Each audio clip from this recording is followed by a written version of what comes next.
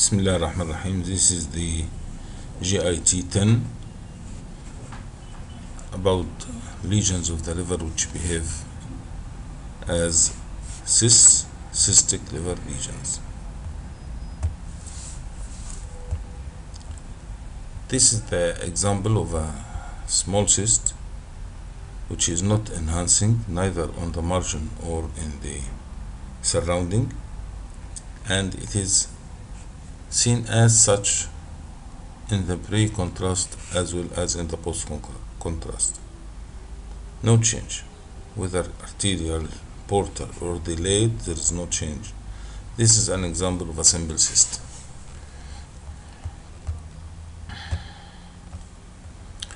Now here we have the appearance of cystic diseases or polycystic disease, which involve both kidneys, liver, and part of the pancreas, and here involving the liver. This is an example of the polycystic disease. Numerous water density cysts scattered throughout the liver. Again, they are not enhancing, neither in the margin or its surrounding. And the content is clear of water density or low density of fluid density. Another example involving the liver, the pancreas, and the kidney.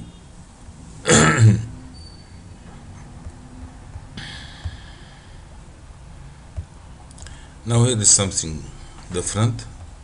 There are some dilatations, scattered dilated biliary radicals, but not uniform, not homogeneous, and some are ends with larger cystic changes, and this is again has no relation to contrast, no enhancement, and no filling.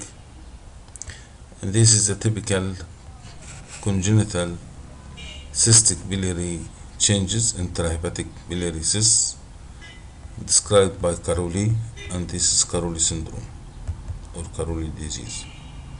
This is the appearance in the ERCP.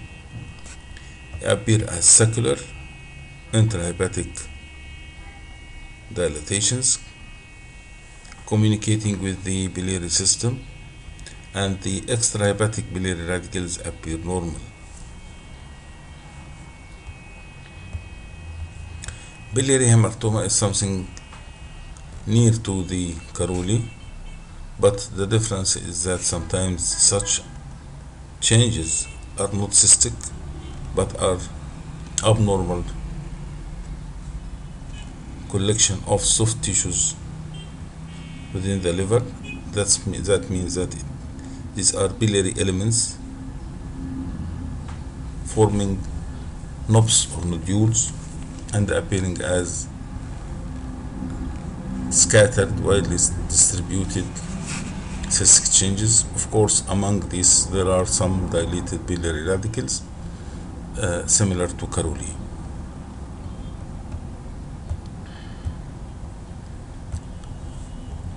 Low density area of the liver can result from liver laceration,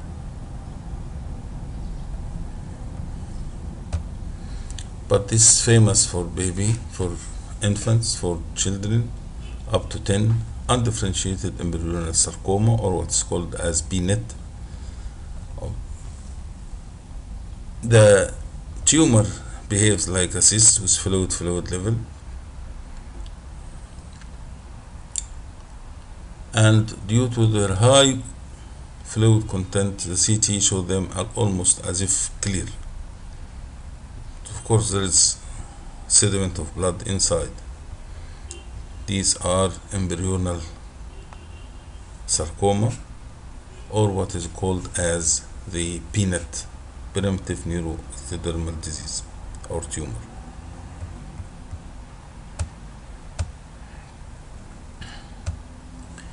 Here another multiple low densities behaving like cysts, and this is hemangioendothelioma. The enhancement is of the malignant character, occurring in early again, and it's characterized by multiple apparent cystic changes, apparent low density changes.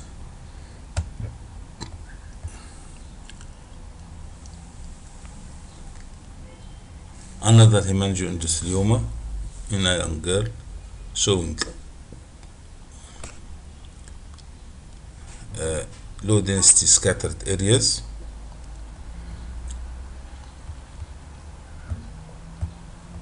And in this context, we should mention also the hepatoblastoma, which can produce central necrotic changes, and it is usually seen as large, slightly enhancing, containing central necrosis and calcifications. This is hepatoblastoma.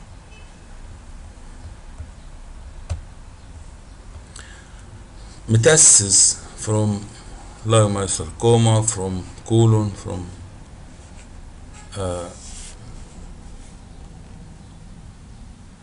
ovaries, from stomach, can result in multiple hypodense T1 and hyperintense T1 and hyperintense T2 tumors, and these are examples of multiple cysts inside the liver proved to be metastatic deposits from leiomyosarcoma.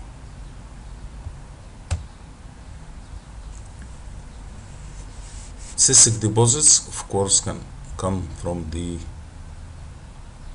cancer pancreas, and acinar carcinoma of the pancreas can produce cystic liver deposits. So we have a long list of origin for metastasis in the liver: the gastric, the colonic, the ovarian, the pancreatic, and from far distances are the bronchogenic and breast.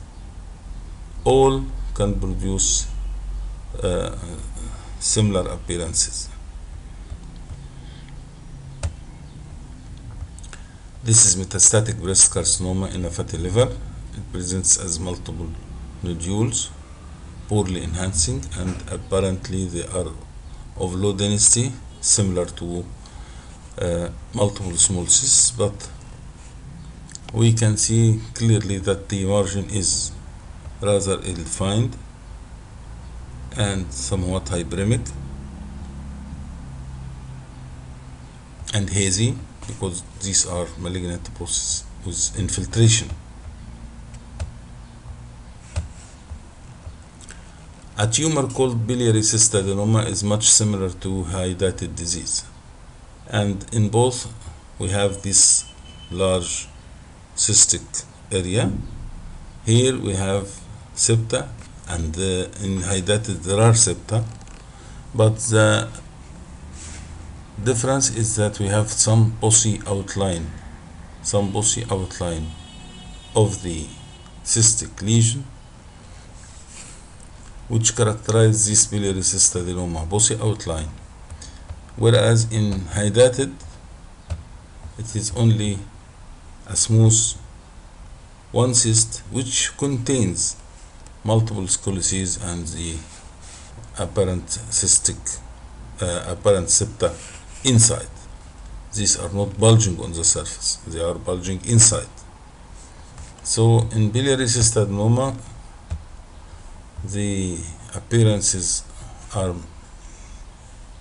similar to Hydatid, but the difference is the bossy outline. Biliary cystadenoma. In Hydatid is something smooth. In Hydatid also there may be nodule, or the main component of the infestation within the cyst, and this is the cyst itself. Sometimes this will be separate, and an appearance similar to water lily in the lung Hydatid could be seen. So hydatid can produce large cyst with multiple septa, provided that it is a curved smooth outline, has a curved smooth outline, and the other one with a large nodule. And as we said, we can see hydatid with separate ruptured and separate germinal layer inside, like in this case. This again hydatid disease. So we have many pattern of hydatid, nodule or multiple septa, or ruptured or germinal layers and water lily appearance, and all has smooth curved outline, one cyst. In abscess, characteristically there is this area as if a penumbra. The abscess is inside, and the hyperemia around cause edema of the, and the surrounding edema of the lesion will result in this low density area around. An abscess can be solitary, but usually multiple foci scattered in one area, or it can be scattered in many areas as a sequelae of sclerosing cholangitis or sequelae of cholangitis. We can find that multiple abscesses can result in the liver. Lastly, a rounded cystic structure with minimal calcification could be amoebic and could be infestation of hydatid. So please consider also amoebic abscess in the differential diagnosis. Thank you.